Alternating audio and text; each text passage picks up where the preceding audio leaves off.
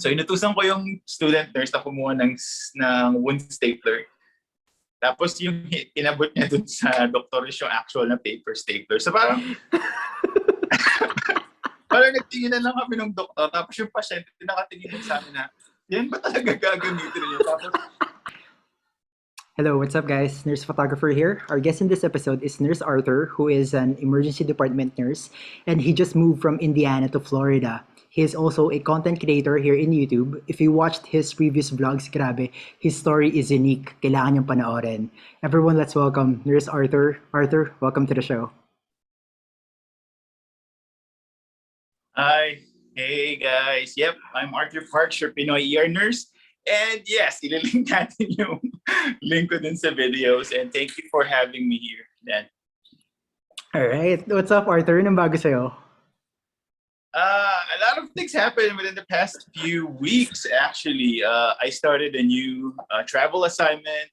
Nag-move tayo sa bagong city. So, exciting. And then, fall, so medyo lumalamig na ulit yung weather dito. So, maraming nagaganap sa labas. Wow, good to see you. Alam mo, the first time that I watched your content was way back 2019 pa, no?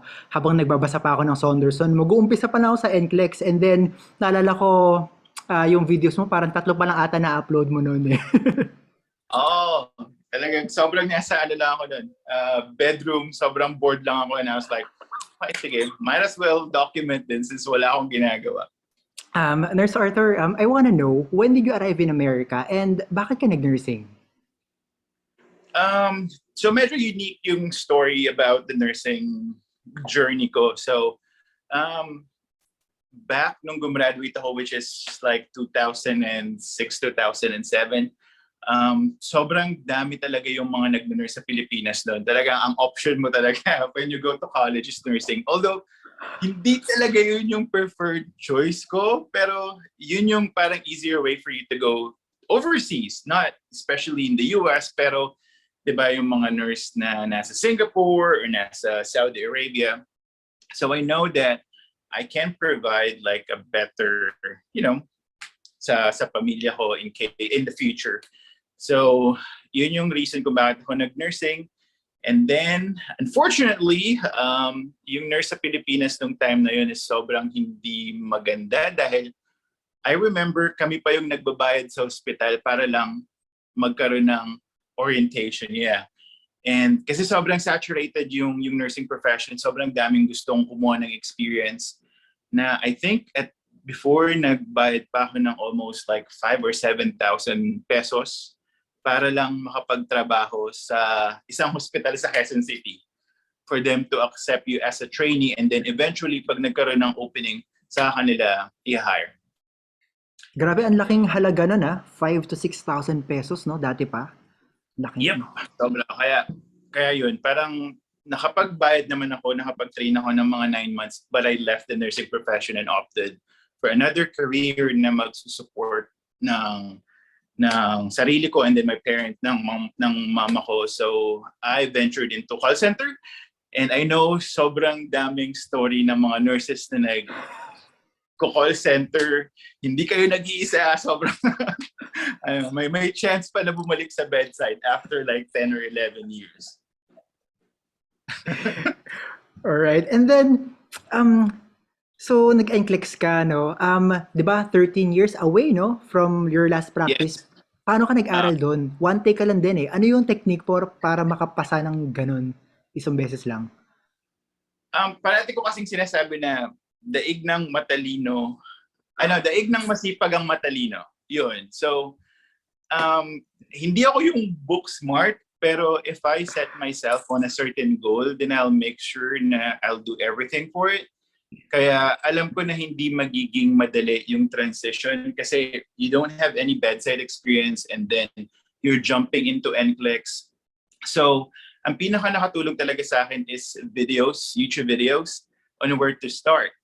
I'm not sure kung kilala mo yung vlogger na was it May Layo? I forgot her name. Nakita ko siya. Pero nurse, si May. Alam ko hindi na siya nagpa-practice ng bedside ngayon, pero siya yung parang napanood ko na unang video na pumunta siya sa I forgot the name of the what they call this, parang review center sa malapit. Alam ko malapit sa Philippine General Hospital yun. So I know na kailangan ko ng refresher. Kaya pumunta ako dun sa review center na yun, and then I enrolled. And then 1 month talaga na hindi ako nag-work. Ang ginawa ko lang talaga is magbasa, do practice questions. Nakatulong din sa akin ng malaki is UWorld para talagang masanay ka kung paano sumagot sa actual NCLEX. And surprisingly, I passed with 75 questions in 1 take. So medyo proud moment talaga sa akin. Ay, kaya ko pala after 13 years and medyo, nagkaka-edit na kaya minsan hirap na rin mag-maintain ng info, pero kaya talaga basta may check. Ayan, narinig nyo, UWorld. And, teka, Rachell Allen ba yun? Rachell Allen, yes. Sorry, tama. Rachell. Yeah, Rachell Allen. Yeah.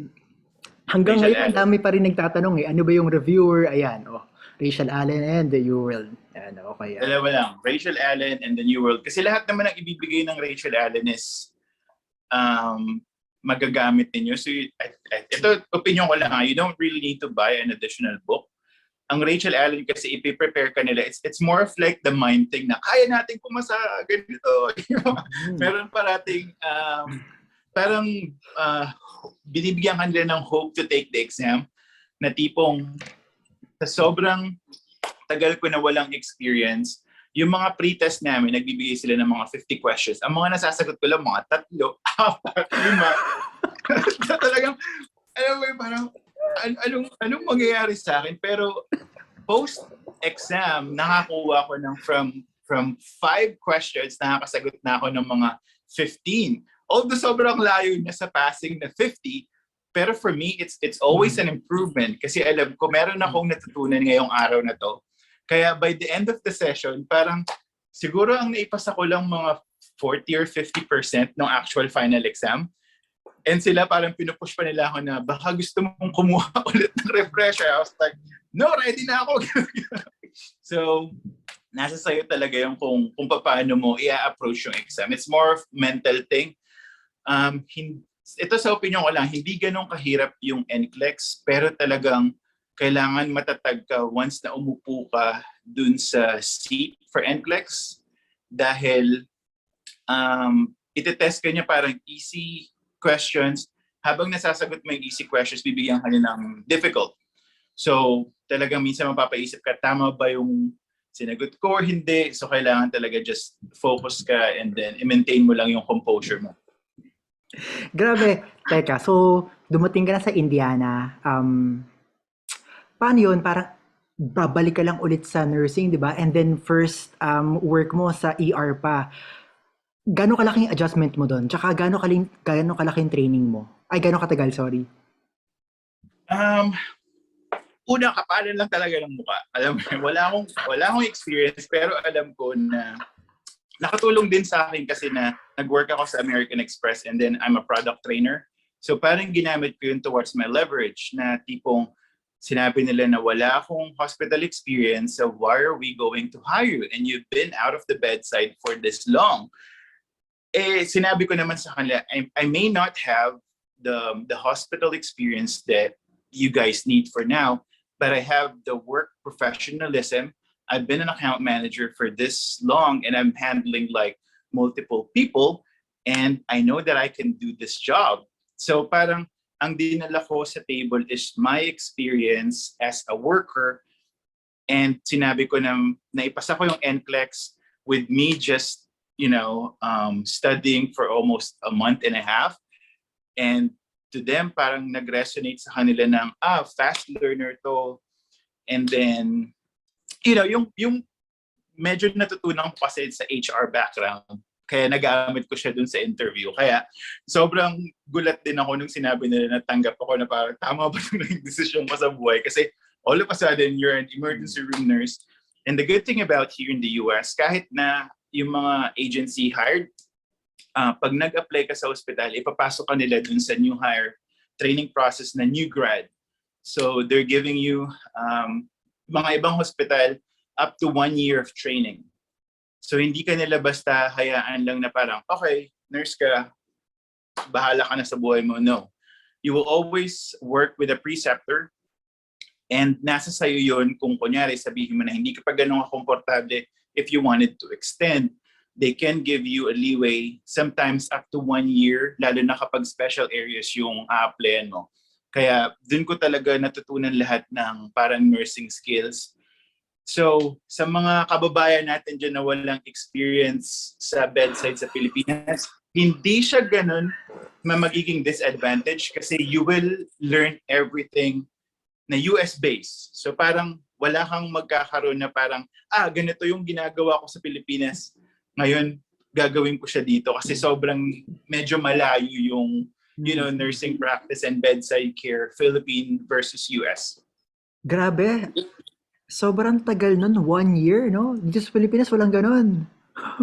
Wala. And the good thing is, bayad ka kung ano yung rate mo all throughout your training. Wow, talaga. Ang galing.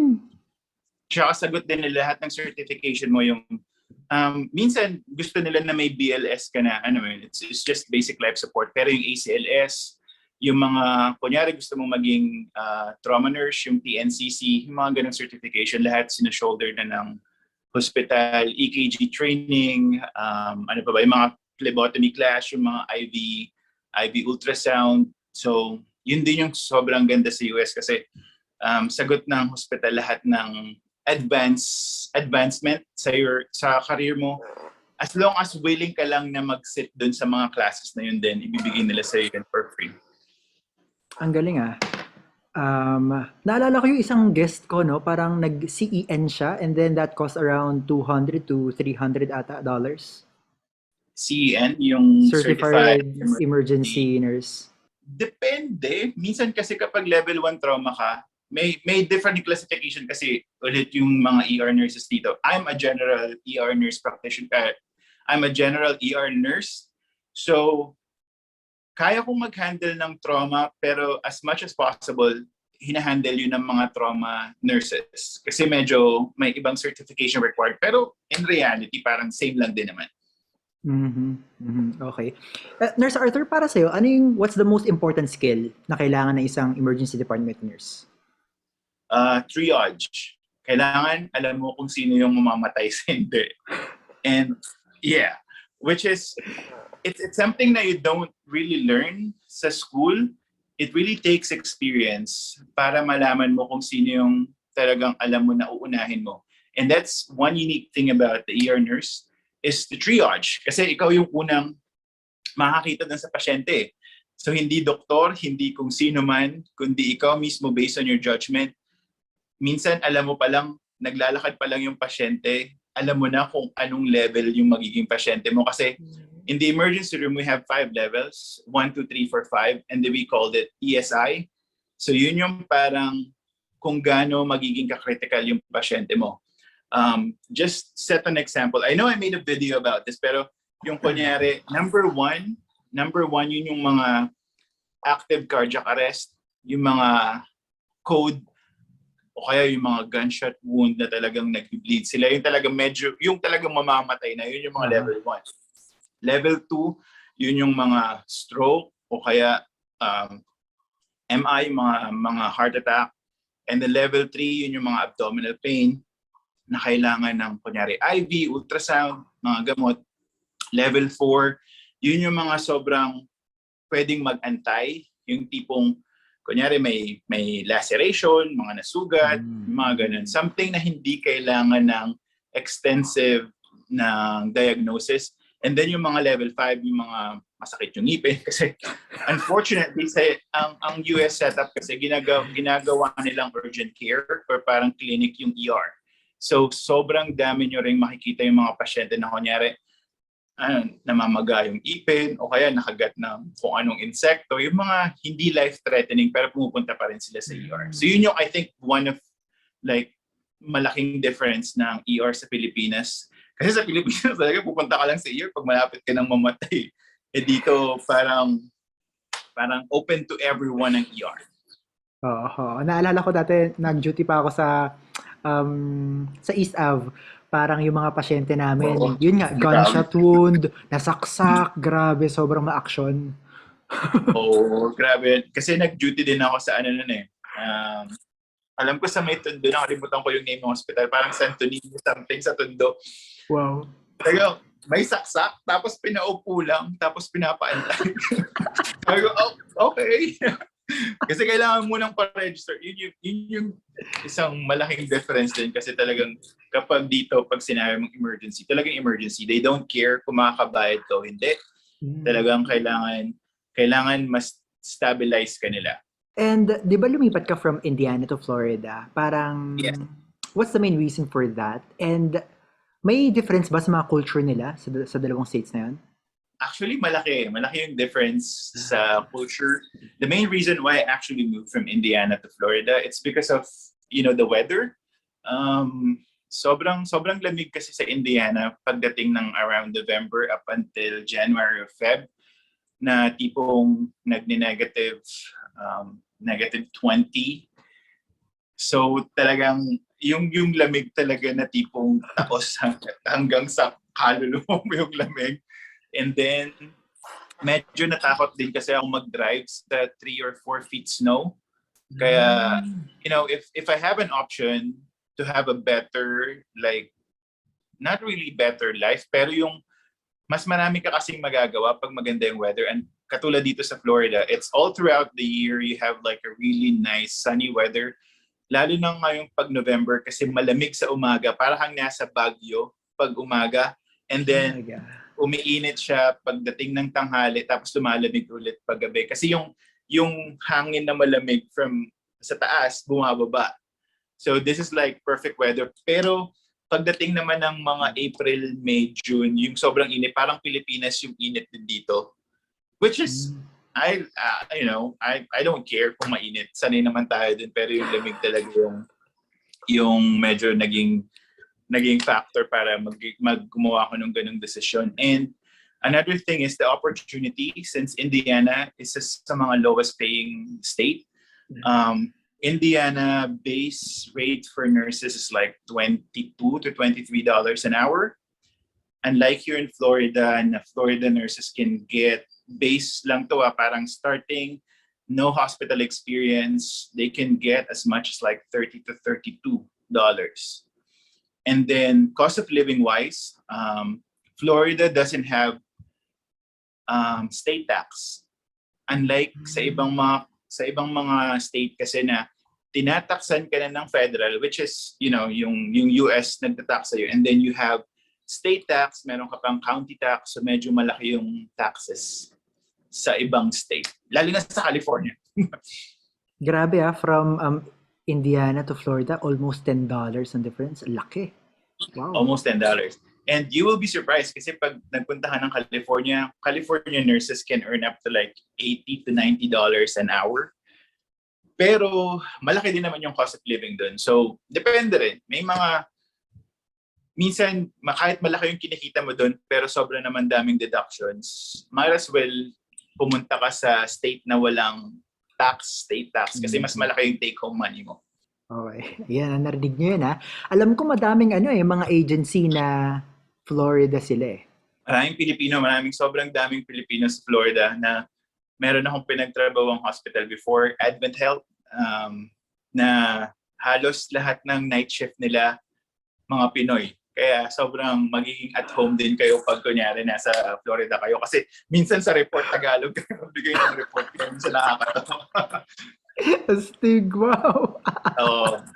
Kabayan, gaganon ka lang. Tapos Pilipinas, so medyo masaya yun. Kaya minsan bibigyan ka pa ng mga lumpia, yung mga ganyan, kaya adobo. Wow! Kaya yun din pala yung isa sa rason. Kasi Indiana, it's predominantly parang white yung population. Unlike sa Florida na sobrang laki ng diversity nila, you will encounter a lot ng mga Mexicans, mga Latinos, Latinas. So, nung nagtrabaho ko sa Indiana, parang ako lang yung nag-iisang like Asian American. Unlike here, na pagpunta ko kaagad dun sa hospital, parang sobrang daming nationality na parang nag-blend ka kaagad. Unlike dun sa isang hospital na parang you nag-stand out ka kasi you're different. Parang ganun. I mean, hindi naman ako nakaranas ng racism or whatnot, pero it's just different when you work with different nationalities na para kayo talaga na, okay, parang pare-parehas tayo na ganito yung background, so medyo nakakatawa. Parang you have the sense of like acceptance kaagad dun sa ibang mga facility. Alam mo dito sa Pilipinas, parang kunyari, na-toxic tayong lahat sa ospital. Sasabihin natin, sino nagpansit? Ganyan din ba dyan dahil maraming Pilipino? Sino nagpansit pag toxic? May ganon. Nakakatawa kasi yung mga ibang mga Pilipino dinadala pa rin nila yung ganong attitude. Pero sa ER kasi, basta wag mong sasabihin yung word na quiet. Yun yung parang, oh, it's quiet in here. Like, oh my God. Talagang pagtitinginan ka ng lahat, minsan may iba na talagang sasabihan ka pa, why did you say that? Blah, blah, blah, blah. Kasi for sure, pag sinabi mo yun, biglang magdadatingan yung mga pasyente na. Kaya yun yung bawal na word sa ER, quiet. Okay, wow. Okay, may bago kami natutunan ngayon.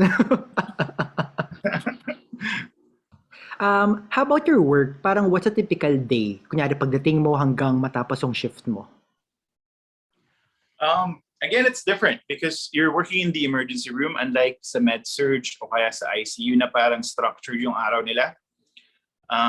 Sa ER, parang surprise yan eh. You don't know what you're going to expect. So you always need to be ready.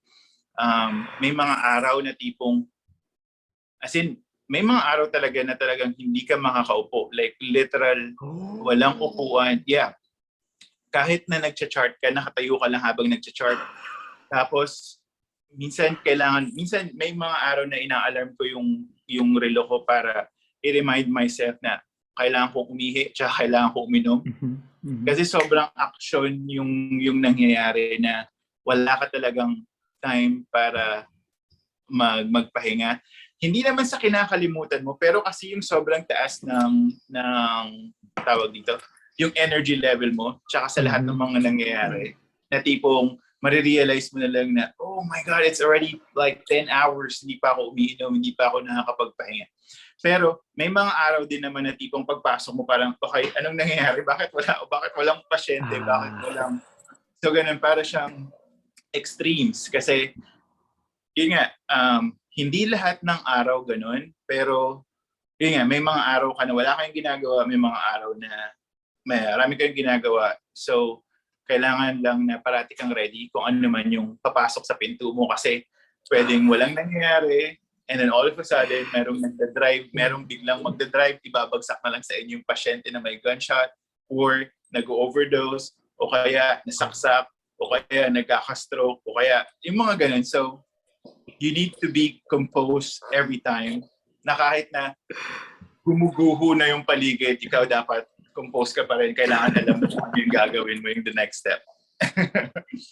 So, grabe, action. And I think kaya siguro na-enjoy ko yung sa ER kasi wala kang specific structure. You just go with the flow and it's like, a surprise every time that you're going to work. Paano pag marami kayong patient? Parang ano yung pinaka madaming census nyo? Like per nurse, like staff, parang ganun. Ang pinaka-privileged talaga na state is California because they follow like 4:1. Yeah, so 4:1. Tapos kapag critical yung patient mo, pwedeng 2:1. And then you have like breaks, ganun. May mga ibang hospital kasi na hindi na nasusunod yun. Katulad ng nasa Indiana ako, I can take as much as 8 patient, 8:1 sa emergency room. Pero kasi magbabago yun eh. Kaya kong mag-take ng 8 as long as yung ESI level nila, katulad yung in-explain ko kanina, kunyari, kaya kong mag-take ng 8 na 4 kasi mga simple procedure lang naman yan. Pero kapag meron akong, kunyari, DKA, yung mga kailangan ng insulin check or AccuCheck every 1 hour, o kaya meron kayong mga ICU patient na nasa ER, mag 1:1 ka naman nun. Pwede mong ipasa sa charge nurse mo yung, hey, ito yung rest of my patient, I'll go ahead and focus on this patient kasi nga, yun yung priority mo. And that's the reason why a lot of people are waiting in the emergency room. Minsan hindi nila na-realize yun na it's a good thing that you're waiting. Ibig sabihin, hindi ikaw yung pinakamalala yung kondisyon. Kasi pwedeng 5 yung pasyente mo ngayon, pero all of a sudden biglang magiging isa kasi biglang nagkaroon ng heart attack yung isang pasyente mo na nandito sa room na okay naman, so biglang nag-change ng condition. So, pero the safest patient ratio, and kahit ngayon dito sa travel nurse, yung sinusunod namin is 1:4. And ano yan yun? Yung shift nyo, 8 hours, 12 hours? Dito sa US, karamihan ng shift talaga 12. Pag nasa floor ka o kaya ICU, typical shift is 7 p.m. to 7 a.m., 7 a.m. to 7 p.m. And isa yun, again, sa benefit of being an ER nurse kasi you have a lot of option for your shifts. So hindi kami sumusunod sa typical na 7 p.m. to 7 a.m. So may mga 7 a.m. kami, tapos meron pumapasok ng 9 ng umaga to 9 ng gabi, merong 11 ng umaga to 11 ng gabi, and then may 3:00 ng hapon hanggang 7:00 ng umaga, which is yung princess shift. Kasi 8 hours sila pero 5 days just to support kung merong influx ng patient, and then 7 p.m. to 7 a.m. So ganun yung ginagawa kasi unlike sa floor na alam mo na 4 lang or 5 lang yung magiging pasyente mo sa ER, hindi mo alam kung kailan dadagsa yung dami ng pasyente, kaya staggered yung shifting namin. So right now I'm working 11 a.m. to 11 p.m. which is I think the best shift kasi you have time in the morning and then pag out mo sa office, di ba? Tulog ka na lang tapos pagkagising mo sa umaga meron ka pang konting oras. Kaya it all works out really good. Ang galing ah. Ngayon ko lang nalaman yun na may ganun pala, no? Pwedeng i-move mo yung shift mo. I think karamihan ng yung mga bagong nurses na pumupunta sa US, na napupunta sila sa gabi na schedule, which is, pretty normal kapag bago ka.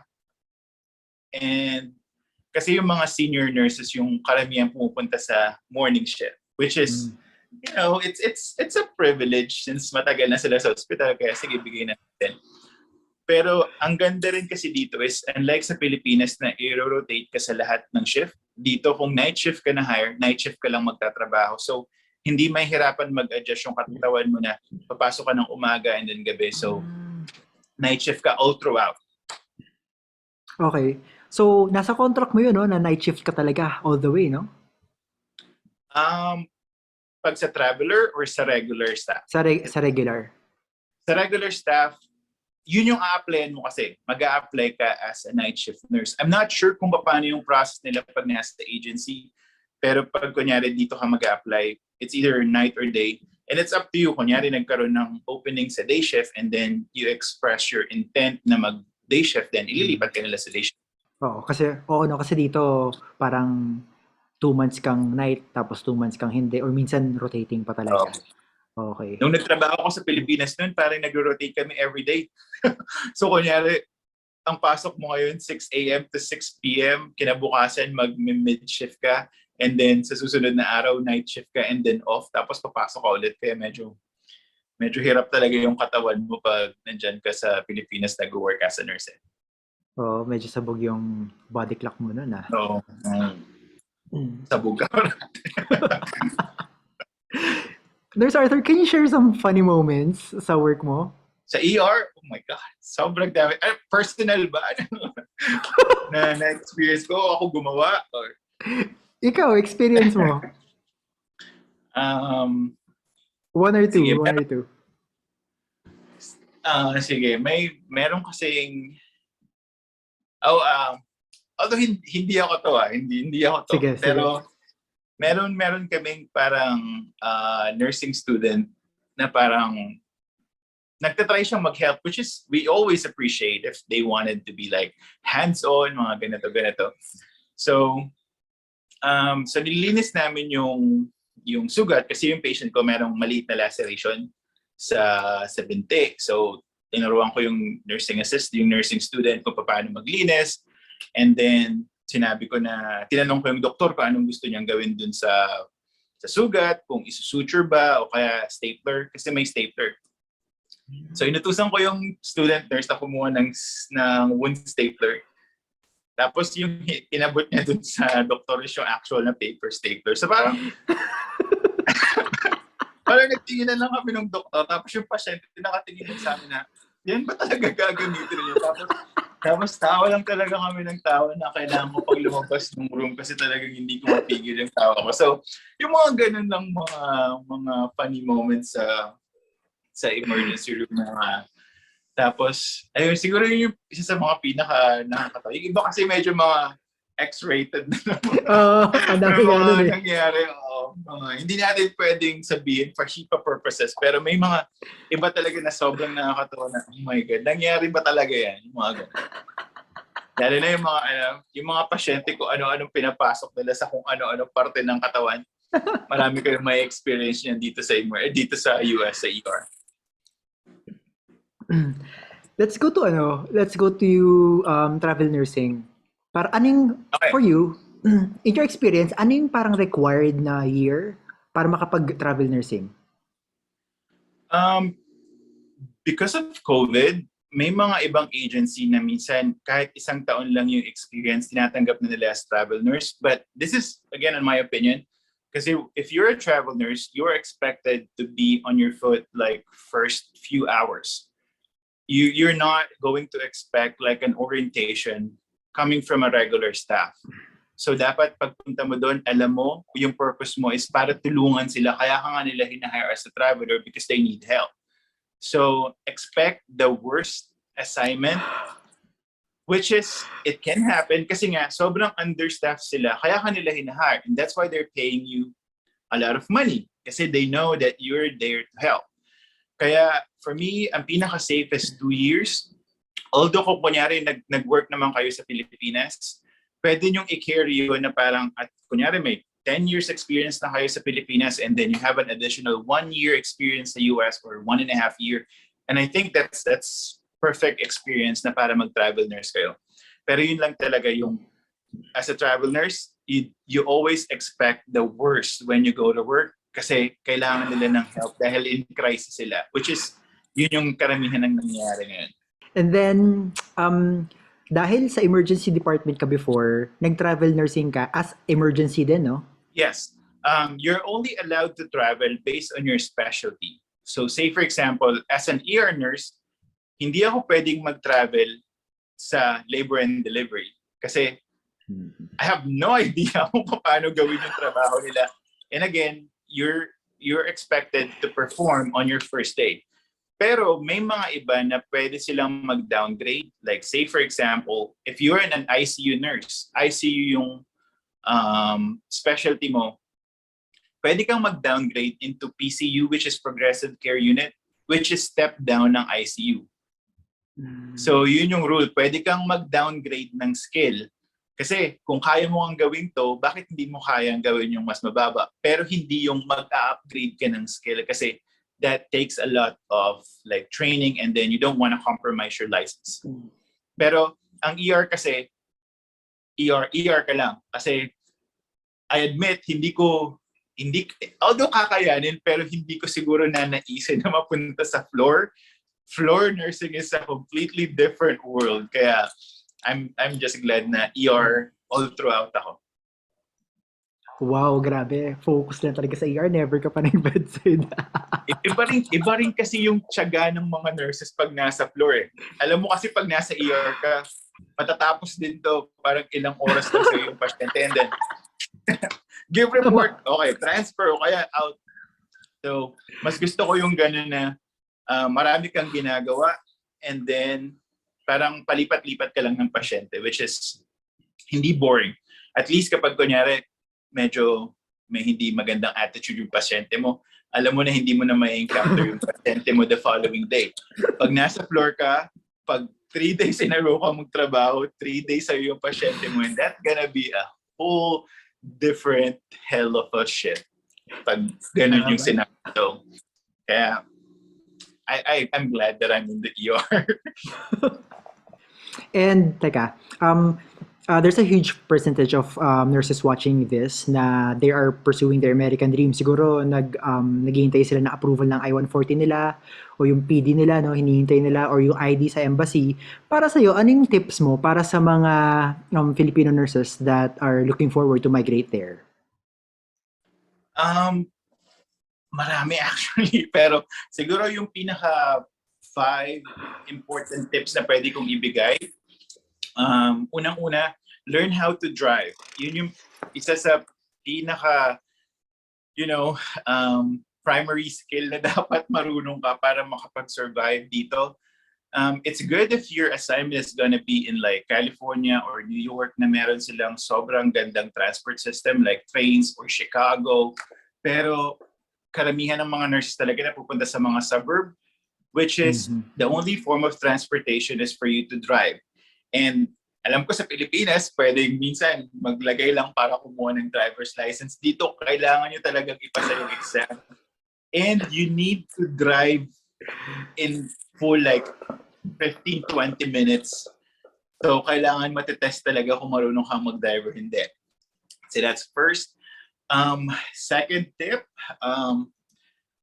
be helpful kahit saan ka mapunta. Kasi, i-reciprocate talaga sa'yo yan kahit na bago ka sa unit. But if you're willing to learn and you're like, extending help kung sino man yung may kailangang help, ibibigay din sa'yo yan. Tsaka, magtanong lang kayo ng questions kung hindi nyo alam. It's better for you to, ask questions and magmukhang hindi nyo alam yung ginagawa ninyo kaysa magdunong-dunungan kayo and end up hurting your patient and losing your license. Kasi once na mabahidan yung license mo dito, medyo may hirapan ka na talaga na, makahanap ng decent job. Third, you need your motivation, your why. Yun yung importante. Why are you doing this? Like, do you want to do this for the money? Or are you doing this kasi you want a stable career? Or are you doing this kasi gusto mong i-upgrade yung profession mo? So, again, America is a land of opportunity, pero you just need to make sure na you know what your purpose is, kung bakit ka nag-work. And then, 4, take care of yourself. Alam mo yun, yung pagdadaanan nyo, pagdating nyo dito is hindi magiging madali. Pero wag nyo namang persahin yung sarili ninyo na, it's okay for you to just work your 36 hours at wag kumuha ng maraming overtime kasi yun yung nakaka-excite eh. Pag nandito ka na, if you're earning dollar, you just wanted to work. Kasi nga, dollars na yung kinikita mo eh. Pero keep in mind na ang kagandahan kasi pag nandito ka sa US, you're working under, yung magiging citizen ka dito. So you have your entire career to work and to be successful. So make sure to take care of yourself. Kasi pag early on, tinamaan ka na ng burnout, napagod ka na sa ginagawa mo, and you lose your sight kung anong purpose mo, madaling mag-give up, madaling umuwi ng Pilipinas. So, isa yun sa pinaka talagang may papayo ka. And then the last is, it's gonna be worth it. Kung ano man yung pagdadaanan ninyo, kung ano yung pinagdadaanan nyo sa Pilipinas, waiting for your license, waiting for, yung mga tawag dito, yung papeles and stuff, it's all gonna be worth it pagdating nyo dito. Yung respect ng mga tao dito when it comes to our profession, sobrang laki. They don't just treat you as someone who wiped their butts, pero someone as a real professional na i-value nila yung opinion nyo. You can even talk to the doctor like you're the same, na parang, hey, I think kailangan ganito yung gawin natin sa pasyente. They will respect you and they will honor your opinions. And I think that's one like privilege of working here na talagang mararamdaman mo sa sarili mo na ay yung nurse ako na magiging proud ka. Wow, grabe. Gusto ko yun na Lalo na yung sa burnout part, ah. Yeah, oh. Kaya, yun, kailangan mong, and then, make sure na meron kang matatawagan. Alam mo yun, lalo na kapag pupunta ka dito sa Pilipinas na ikaw lang. Kasi may mga kababayan tayo na talagang naiiwan yung pamilya sa Pilipinas, sila muna. Kasi medyo mahal kapag pinrasas yung papeles ng lahat ng pamilya nila. Kaya make sure that, meron kang matatawagan just in case na meron kang yung mga down moments mo. You always need to remind yourself na this is not permanent. This is just temporary. It will all be better. It will just take time. Pero it is going to be gonna be a lot better in like 2 years. Wow. And last question, there's Arthur. What's it like living in Florida, and what do you do during your day offs? So, ito na yung sinasabi ko na after 2 years, you will enjoy yung mga fruit of labor. Living in Florida is, I think, one of the best decisions that I made. Kasi, nung nasa Pilipinas ako, ang pangarap ko talaga ng dati, gusto ko yung malapit sa beach. And kung maaari, pwede kang mag-beach ng sobrang lapit lang na drive.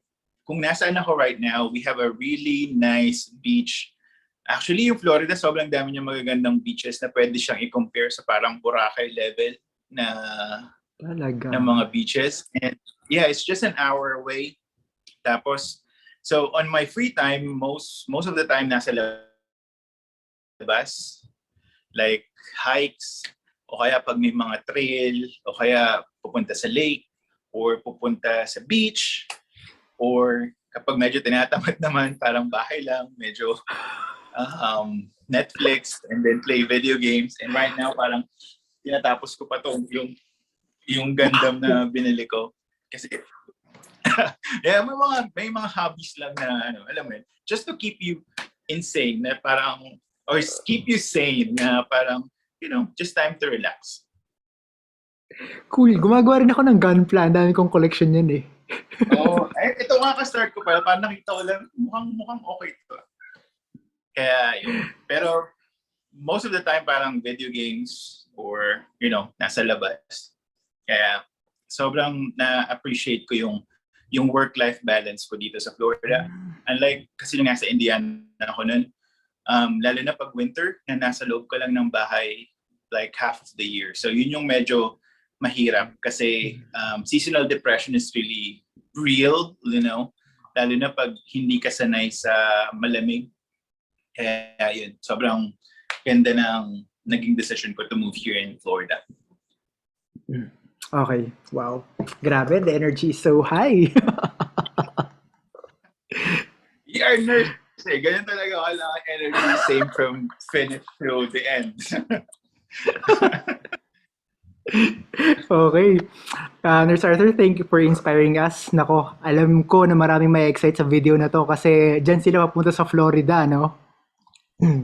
Thank you din. I appreciate this talk and I hope na medyo nabigyan natin ng info yung mga kababayan natin na pupunta dito sa Please watch my YouTubes and I promise try kong gumawa ng medyo marami-rami pang videos in the future. Alright, guys, tama yun. You guys should watch his content, no, and subscribe din sa kanya. Ililink ko yung channel niya sa description box down below. Thank you guys for watching. Nurse Arthur, maraming salamat talaga for guesting to the show. I appreciate it. Thank you Dan for asking me to do this talk. I enjoy it. Alright, okay. Good. Thank you again and bye, nurses.